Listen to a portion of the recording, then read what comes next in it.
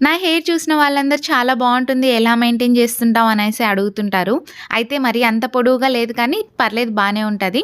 కానీ దానికి మాత్రం రీజన్ వచ్చేసి మా అమ్మ అనే చెప్పాలి. యాక్చువల్‌గా నేనైతే అంత సెల్ఫ్ కేర్ తీసుకోను. నా స్కిన్‌కి గాని, తర్వాత హెయిర్‌కి గాని అలా ఉంటుంది అంతే. సో, ఇది కూడా ఇండియా నుంచి అమెరికాకొచ్చేటప్పుడైతే మా అమ్మ బలవంతంగా పెట్టి పంపించింది. అక్కడ నీకెలా దొరుకుతుంది? నువ్వు బయట హెన్నా తర్వాత కలరింగ్ వేసుకోవు కదా! అనేసి ఇది పెట్టింది. నేను బీటెక్ చదువుతున్నప్పటి నుంచి కూడా ఇది పెడుతూ ఉన్నింది. మా అమ్మ రెగ్యులర్‌గా పెడుతుంది.